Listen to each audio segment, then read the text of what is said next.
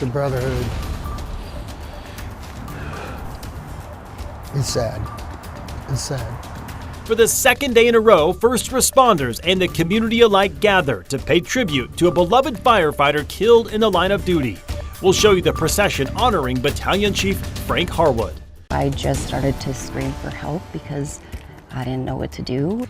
A local woman and her dog saved from drowning by a Good Samaritan. Now she's on a mission to find him so she can say thank you.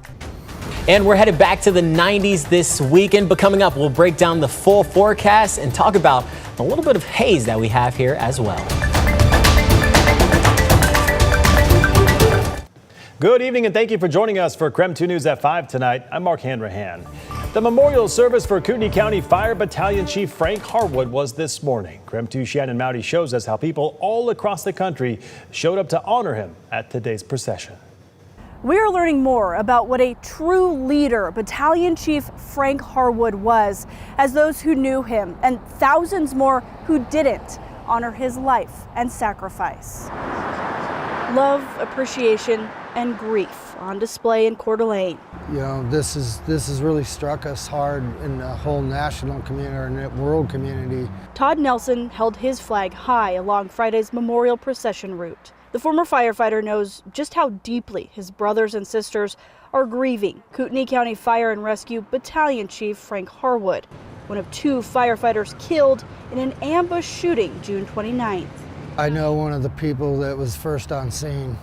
Yeah, and they're as close as family could get. I mean, I'm blood related, but it took this guy's soul to have him lose some of his friends. Within his firehouse, Harwood's remembered as a quick wit and practical joker. Setting up garbage cans of water on his door so when the calls come out, obviously his feet would get wet. But Shay Vucinich is also struck by Harwood's leadership, a constant mentor as one of the highest commanders on the fire line. He would come out to academies and he would do grueling workouts. He would come for those trainings with those probationary firefighters, and it wasn't because he had to.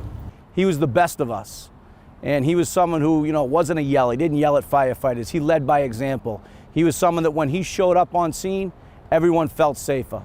An aching loss for those who knew him and those who didn't have to. It's a brotherhood.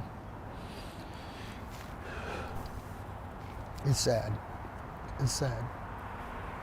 Without a doubt, we're going to honor him in the way that we serve the community, in the way that we trust each other, and the way that we mentorship each other. The International Association of Firefighters says today will not be the end of their service and support to the families of these fallen firefighters. Shannon Mowdy, KREM 2 News. Funds have been set up for the families of all 3 firefighters killed or injured in the ambush. If you would like to donate, we have more information on our website. Just head to KREM.com. After months of public pushback and legal battles, the Thorpe Lane Exchange in Latah Valley has been canceled.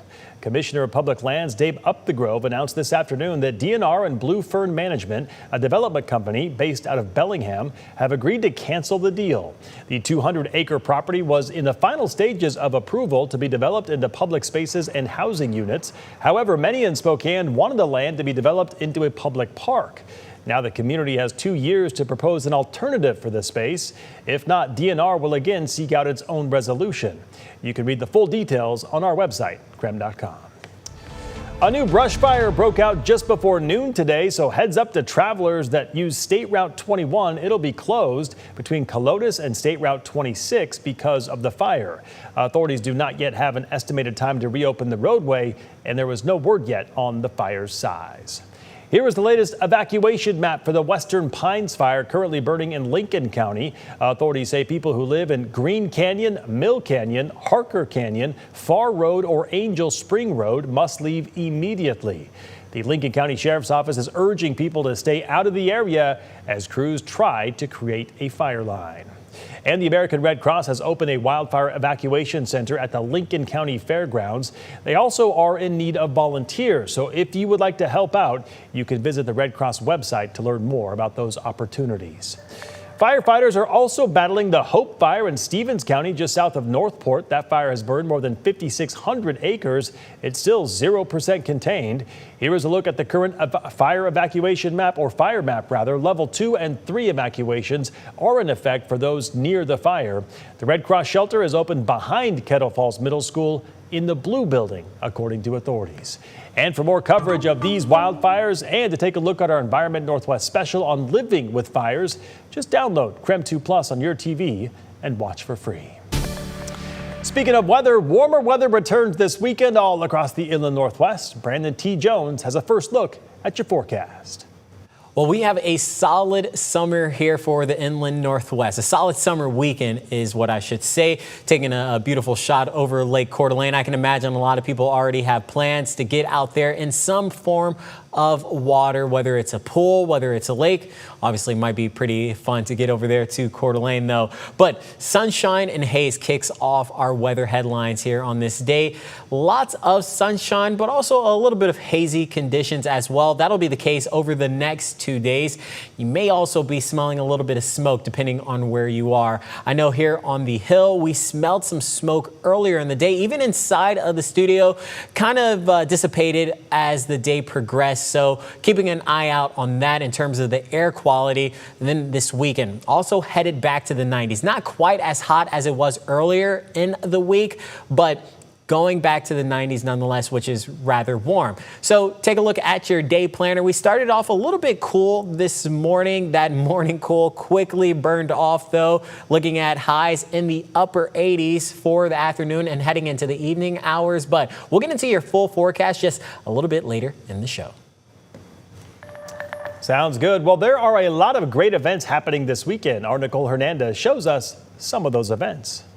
We have your weekend What's Up this morning, where we're going over a bunch of events happening across the inland Northwest.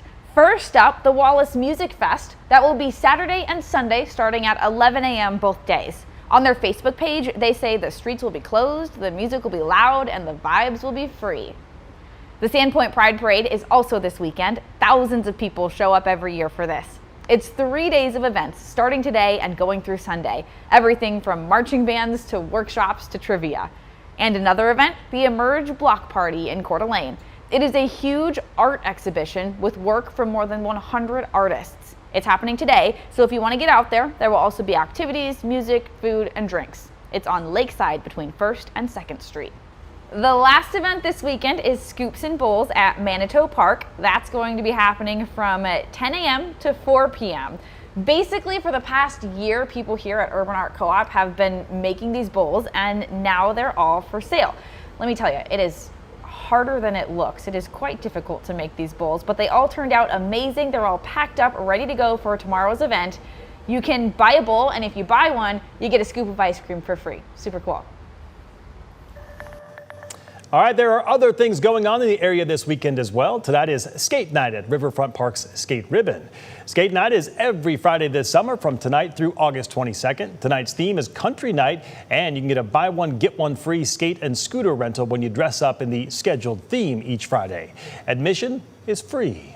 The annual Post Falls Festival kicks off today at Quemblin Park and runs through the rest of the weekend. The free community event features live music, local food vendors, arts and crafts, a lively parade, and much more. For a full list of events and detailed festival schedule, you can find those at postfalls.gov. All right, still ahead on KREM 2 News at 5 tonight, we'll bring you an exclusive story about strangers who rescued a woman from drowning in Bear Lake. And President Trump visited Texas today to survey the destruction left by the deadly floods last weekend.